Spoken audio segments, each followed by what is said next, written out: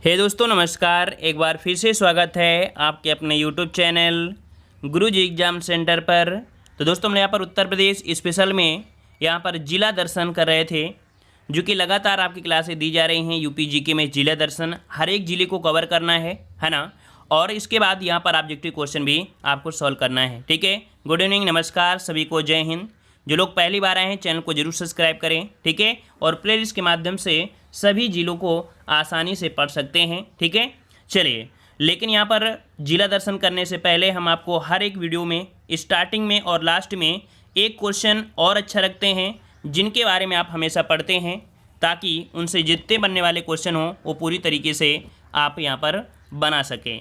तो यहाँ पर हम पहला यहाँ पर एक पॉइंट लिए हैं, देख सकते हैं, भारत की प्रथम महिला मुख्यमंत्री कौन थी। ये क्वेश्चन आपको हमेशा मिलता है, आपके स्टैटिक जीके में मिलता है और यूपी जीके में मिलता है। ठीक है ना।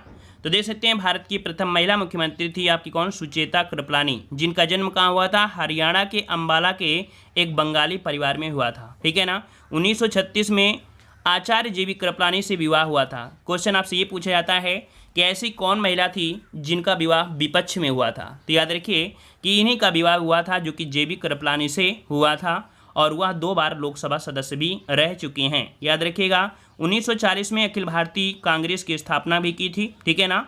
सुचेता कृपलानी अरुणा आसफ अली और उषा मेहता के साथ भारत छोड़ो आंदोलन 1942 में हिस्सा भी लिया था। मतलब इन्होंने आपकी 1942 में हिस्सा भी लिया था भारत छोड़ो आंदोलन में। ठीक है, आते हैं अगले पॉइंट में कि 1946 में ओनाखली अर्थात पूर्वी बंगाल यात्रा में महात्मा गांधी के साथ भी गई थी। ठीक है, 1946 में वह भारतीय संविधान सभा की सदस्य भी चुनी गई थी। ये भी पॉइंट याद रखना। नेक्स्ट पॉइंट आपका दिया गया है कि सुचेता कृपलानी 2 अक्टूबर 1963 से 13 मार्च 1967 तक उत्तर प्रदेश की मुख्यमंत्री भी रहीं। नेक्स्ट पॉइंट आपका दिया है 1 दिसंबर 1947 उनका निधन नई दिल्ली में हो गया। तो यहाँ पर देख सकते हैं 63 ये है, 1947 है, तो क्या ये गड़बड़ नहीं हो सकता? गड़बड़ है। क्यों? क्योंकि भाई ये 63 तक कार्य किया तो 47 में कैसे हो सकती हैं। यहाँ पर ये उल्टा लिखा गया है, यहाँ पर 1974 होगा। ठीक है, इसको नोट कर लीजिएगा कि इनका जो निधन हुआ था वो 1 दिसंबर 1974 को नई दिल्ली में हो गया था। ठीक है, और अब तक प्रदेश में 2 महिला मुख्यमंत्री बनी हैं, है ना। प्रथम दलित मुख्यमंत्री आपकी सुश्री मायावती बनी थी। ठीक है, तो इस प्रकार से यहाँ से बनने वाले 3-4 आपके पॉइंट थे, है ना, जो कि हमने आपको एक पॉइंट बताया था। पहला तो यही हो जाता है, दूसरा इनका जन्म कहाँ हुआ था, तीसरा यहाँ पर इनका विवाह विपक्ष वाले से आपका हुआ था, है ना।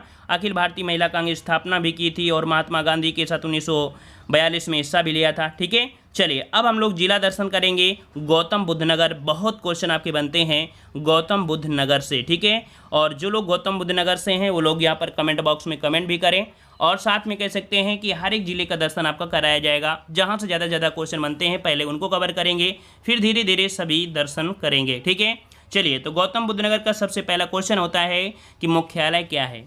तो याद रखिए गौतम बुद्ध नगर का मुख्यालय क्या है, ग्रेटर नोएडा है। क्या है? ग्रेटर नोएडा है। ठीक है ना। पुराना नाम या उपनाम तो याद रखिए Noida, greater Noida. City of April, है ना, याद रखिएगा कि ग्रेटर नोएडा को सिटी ऑफ अप्रैल के नाम से जानते हैं, जिसे हम लोग परिधान शहर कहा गया है। ठीक है, मंडल की बात करते हैं तो याद रखिए गौतम बुद्ध नगर का जो मंडल है वो आपका मेरठ के अंतर्गत का आता है। जैसे इसके पहले आपने पढ़ा था शाहजहाँपुर, है ना, तो शाहजहाँपुर का शाहजहाँपुर मंडल था।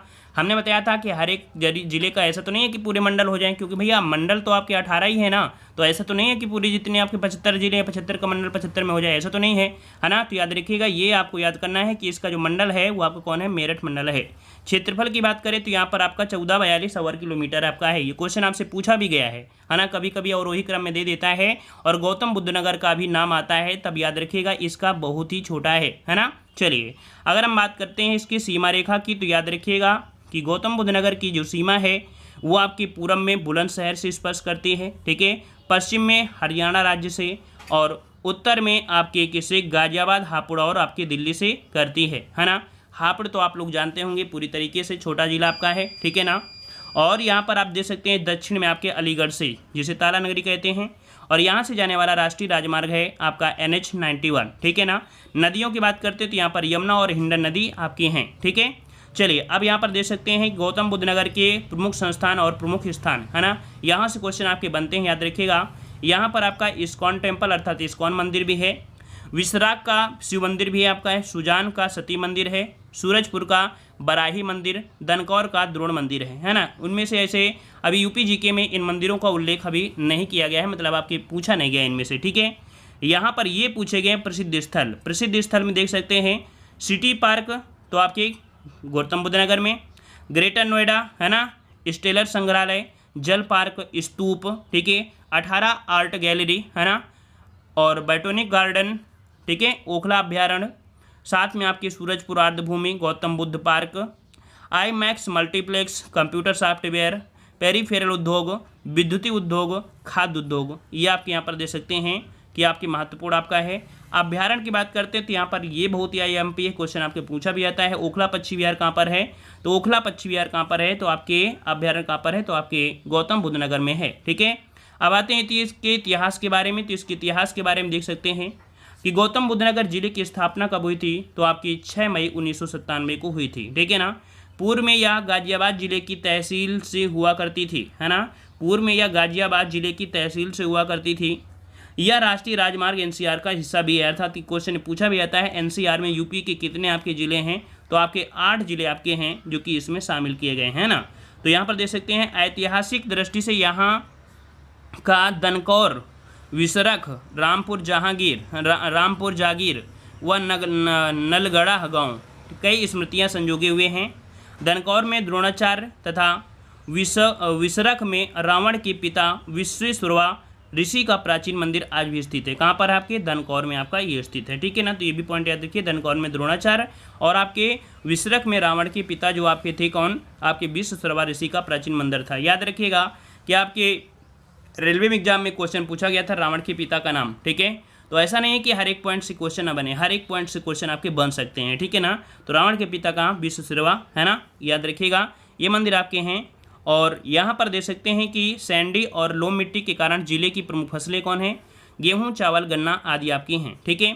अब देखते हैं यहाँ पर पॉइंट दिया है कि 9 जून 1997 को गौतम बुद्ध नगर जिले की स्थापना बुलंदशहर एवं गाजियाबाद जिले के कुल ग्रामीण अर्धशहरी क्षेत्रों को काटकर की गई थी। गौतम बुद्ध नगर जिला में ग्रेटर नोएडा स्थित रामपुर गाँव में 1919 में मैनपुर षड्यंत्र करने के पश्चात फरार हुए क्रांतिकारी राम प्रसाद बिस्मिल भूमिगत होकर कुछ समय के लिए यहाँ रहे भी थे, ठीक है ना। तो यहाँ पर आते हैं अगले पॉइंट की ओर। पॉइंट आपसे अगला पूछा गया है कि गौतम बुद्ध नगर जिला स्थित ग्रेटर नोएडा एक्सप्रेसवे के किनारे स्थित नलगढ़ा गांव में महान शहीद भगत सिंह ने भूमिगत रहते हुए कई बम परीक्षण भी किए थे, है ना। तो देख सकते हैं राम प्रसाद बिस्मिल भी यहाँ पर मतलब इससे जुड़े हुए हैं और शहीद भगत सिंह भी यहाँ पर भूमिगत आपके रहे हुए थे, ठीक है ना। कहाँ पर, नलगढ़ा में रहे थे और ये मैनपुर षड्यंत्र आपके पश्चात फरार हुए थे, ठीक है। फिर दिया है गौतम बुद्ध नगर जिले के ददरी नामक स्थान पर 1957 की महान क्रांति के सेनानी थे राव उमराव सिंह की मूर्ति स्थापित आपकी है, ठीक है। इस जिले में अवस्थित आपकी देख सकते हैं नोएडा, है ना, न्यू मतलब ओखला जो आपका पक्षी विहार था, या देख सकते हैं। दूसरा पॉइंट है एशिया के सबसे बड़े औद्योगिक नगरों में से एक आपका यहीं पर आपका है। और इस जिले में वर्ष 1991 से 124 गाँवों को प्रदेश सरकार द्वारा अधिग्रहण ग्रेटर नोएडा की स्थापना की गई है, ठीक है। अगला पॉइंट आपसे पूछा गया है ग्रेटर नोएडा में कला एवं संस्कृत को प्रोत्साहन देने के उद्देश्य से पटेल सांस्कृतिक संस्थान की स्थापना की जा रही है, ठीक है ना। अगर क्वेश्चन पूछे पटेल सांस्कृतिक संस्थान की स्थापना की जा रही है कहाँ पर, तो आपको याद रखिए नोएडा में है, जो कि कला और संस्कृत को प्रोत्साहन देने के उद्देश्य से है। और इस संस्थान में स्टूडियो एवं ऑडिटोरियम बनाया जाएगा। ग्रेटर नोएडा में 570 हेक्टेयर क्षेत्र में एक नॉलेज पार्क की स्थापना की जा रही है, जो भारत का सबसे बड़ा ज्ञान आधारित परिसर भी आपका है ना। नॉलेज पार्क क्वेश्चन पूछा भी गया है। अगला दिया गया है गौतम बुद्ध नगर में परी चौक पर गुर्जर शोध संस्थान एवं विजय सिंह पथिक ऑडिटोरियम स्थित है, ठीक है। देखो जो जरूरी पॉइंट था उस पर फोकस भी किया गया है, ठीक है ना। और यहाँ पर आते हैं जो कि हमने आपको बताया था हर एक वीडियो में स्टार्टिंग में और अंत में वो क्वेश्चन आपको जरूर मिलेगा जो कि बहुत ज़रूरी है। यहाँ से क्वेश्चन आपको जरूर मिलते हैं कि आपका उत्तर प्रदेश में एक्सप्रेसवे जो आपके हैं 3 महत्वपूर्ण एक्सप्रेसवे हैं। कौन, एक नोएडा आगरा एक्सप्रेसवे जिसे हम लोग यमुना एक्सप्रेस के नाम से जानते हैं। दूसरा आपका कौन है, आगरा लखनऊ एक्सप्रेसवे। और तीसरा है आपका लखनऊ गाजीपुर जिसे पूर्वांचल एक्सप्रेस के नाम से जानते हैं। देख सकते हैं कि यमुना एक्सप्रेसवे की जो लंबाई है वो आपकी कितनी है, 165.5 किलोमीटर है, ठीक है। जो कि देख सकते हैं कभी कभी ये भी क्वेश्चन पूछा जाता है कि यमुना एक्सप्रेसवे जो आपका है कहाँ पर आपका है, तो आपके देख सकते हैं दिल्ली, नोएडा, ठीक है, अलीगढ़, मथुरा, है ना, और कहाँ तक जाता है, आगरा तक, यहाँ से यहाँ तक आपका है। आगरा लखनऊ एक्सप्रेसवे 302 किलोमीटर आपका है, जो कि देख सकते हैं आपकी कहाँ से है आपका, तो ये है आपकी कहाँ पर, तो आपके मैनपुरी में भी आपका है। वैसे आपका स्टार्टिंग कहाँ से, यहाँ से है ना, आगरा, फिरोजाबाद, मैनपुरी, इटावा, औरैया, कन्नौज, कानपुर देहात, ठीक है, उन्नाव तक आपका जाता है आगरा लखनऊ एक्सप्रेसवे, ठीक है, लखनऊ तक, ठीक है, लखनऊ तक आपका जाता है। मतलब यहाँ पर देख सकते हैं आगरा से लखनऊ ये आपका है।